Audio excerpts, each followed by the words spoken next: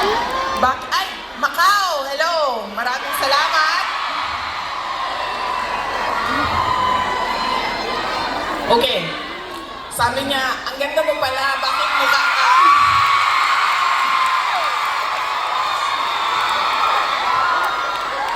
Bakit mukha kang Shrek sa mga picture mo sa internet? Tapos sabi ko sa kanya, sabi ko, ma'am, basta Pilipina, maganda talaga yan. Ayong lahat yun.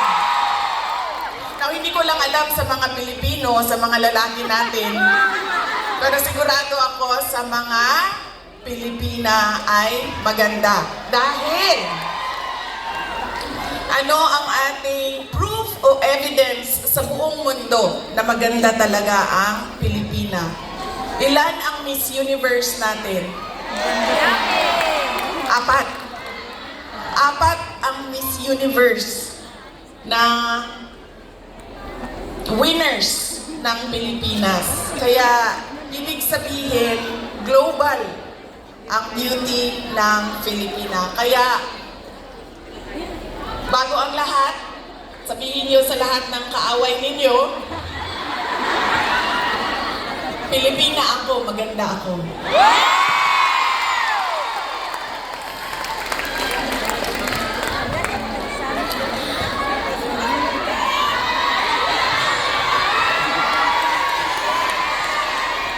Sabi natin, diba? Para sa Diyos, para sa bayan, para sa bawat pamilyang Pilipino. Nauna, ang pasalamat ko sa Hong Kong government, pero ang unang pasalamatan natin ay ang Diyos. Para sa araw na ito, para sa magandang araw na ito, at para sa oportunidad, pagkakataon na ibinigay niya sa atin na magsama-sama ngayong March 9 dito sa Hong Kong. Dinala niya tayo lahat dito para sa bayan. Yan po ang pagpapasalamat natin sa ating Diyos. Dahil binigyan niya tayo ng isang araw ulit na magising, mag-ayos, pumunta dito at pag-usapan ang Thanksgiving, pagpapasalamat at pag-usapan ang ating bayan. Ang sunod na pagpapasalamat ko ay hindi ko isa-isahin yung mga pangalan dahil baka may hindi ako mabanggit at magtampo. So, isa-isahin ko lang ang mga grupo na kailangan natin pagpasalamatan. Unahin ko muna ang Kingdom of Jesus Christ.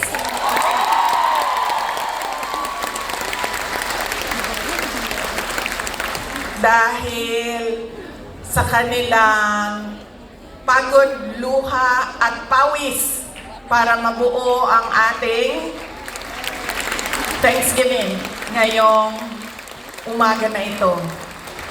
Ang sunod na kailangan natin pagpasalamatan kailangan ko pagpasalamatan ay kayong lahat, mga kababayan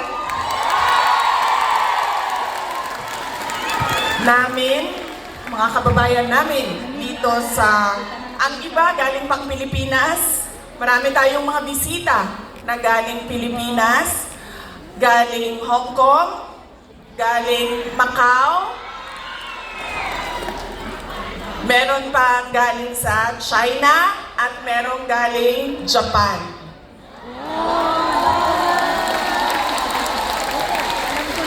Maraming salamat sa inyo dahil ibinigay ninyo ang oras ninyo ngayong araw na ito. Madami sa inyo kailangan maglaba. Kailangan mag-plancha. Yes, mag-day off, pero kailangan yung labhan yung damit ninyo. Kailangan ninyong magpa-parlor kasi, di ba? Araw ito ng pagpahinga. Kailangan maglinis ng inyong bahay. Kailangan magpa-pedicure. Diba? Kailangan magpa-dentista dahil araw ito ng pagpahinga. So, kailangan ayusin lahat ang sarili. Ang para sa sarili. Pero, binigay ninyo ang oras ninyo at araw ninyo ngayong umaga na ito para sa atin. Kaya maraming salamat sa inyong lahat. At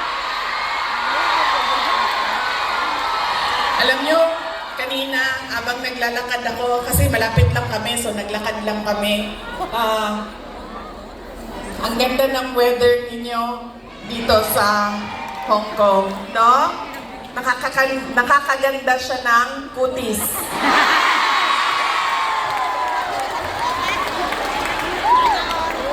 Anong sabi namin na nakatira sa Pilipinas at yung mga nakatira sa mga kababayan natin sa Middle East? Sana all. Sana all malamig ang tinitirhan. Sana all maganda ang kutis.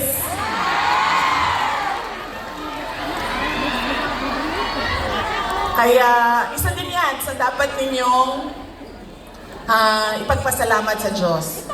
Nandito kayo sa lugar na hindi magulo, maganda ang klima, at lalong-lalo na nandito kayo dahil meron kayong hanap buhay. Hindi natin gusto na umalis ang ating mga kababayan sa Pilipinas.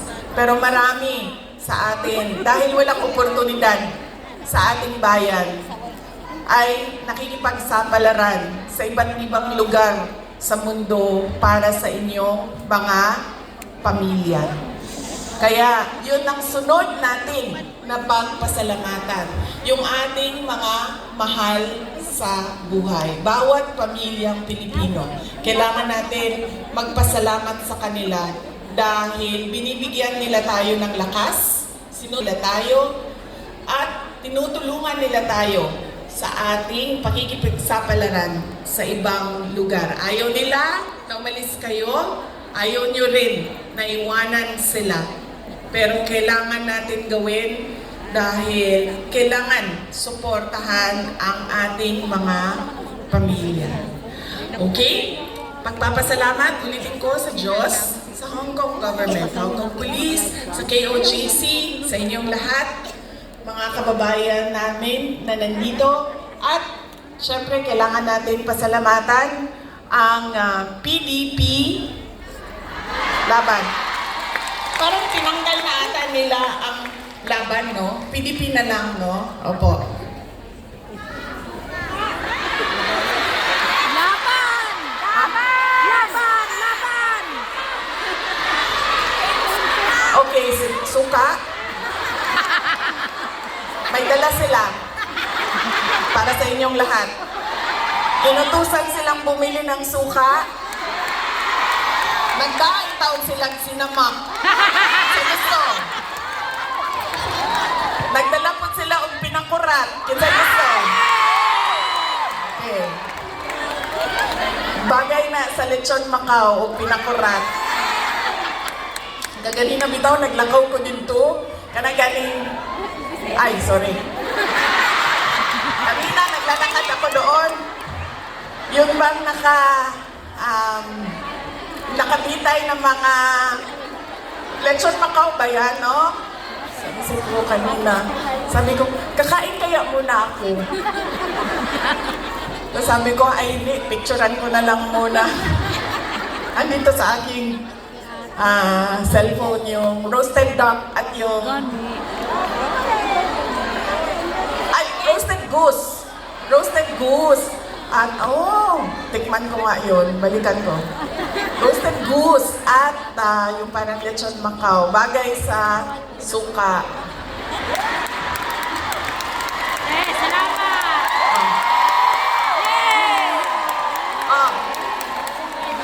Ano pa ang bagay sa suka? May oras pa ba ako? Bigla na lang ako paalis dito. Ano pa ang bagay sa suka? Paksiw! Ang ating chorizo longganisa. Diba? Bulan. Chicharon. Mangga. Bangag! Mangga at suka. Bangag!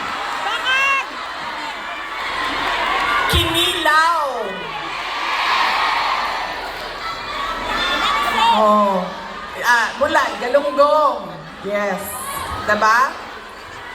So, kaya tayo lahat nauutusan na bumili ng suka. Kasi lahat yan, lahat ng pagkain masasarap, kailangan ng suka. Alam niyo, wala sa listahan ko yung speech ng suka. Actually, wala akong listahan ng speech ko dahil matagal ako kagabi nag-decide kung pupunta ako dito sa Thanksgiving.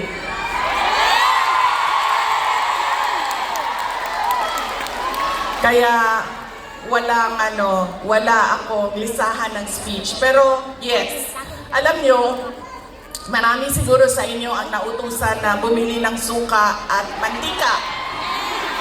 Mantika, suka, ganyan. Nung kayo ay bata pa. Opo.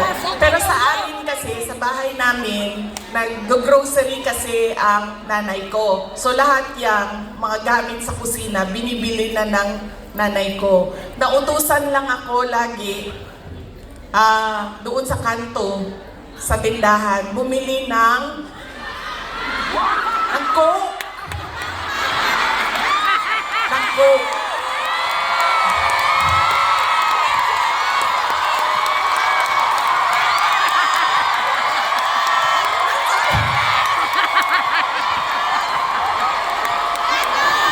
Totoo yan. Hindi joke yan totoo yan. Alam nyo diba tag 5 pesos lang ang Coke noon? 1980s? Dinagdagan Less pa nga ata siguro, 5 pesos. Mga 4 pesos ang Coke noon. Tapos ang pera natin, yung papel na green na 5 pesos. Oo, yan yun. Pero totoo yan hindi Coca-Cola kasi kayo naman, pag sinabing Coke, tapos wala pang noon, wala pang 1.5, 2 liters. Litro lang yan.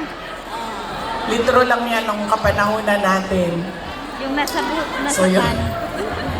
So, saan na tayo? Sa pagpapasalamat. Papasalamat tayo sa PDP, ating mga kandidato sa PDP. Aabot tayo dyan mamaya. And syempre, kailangan natin magpasalamat kay Pastor Apollo Kibuloy for his generosity. Alam nyo, bumisita ako sa kanya nung siya ay nasa hospital, sa Pasig Hospital. Sabi niya sa akin, kung hindi ako nakulong, kung hindi ako inoppress, pinahirapan, hindi ko maisip na tumakbo para tumulong sa mga nakakulong, sa mga pinapahirapan at sa na-oppress.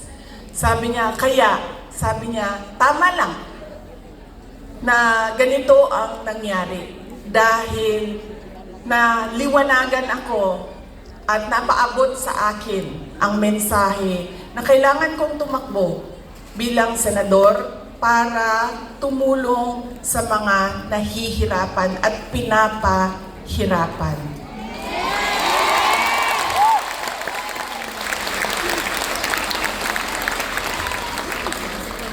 Sabi din niya sa akin, sabi niya,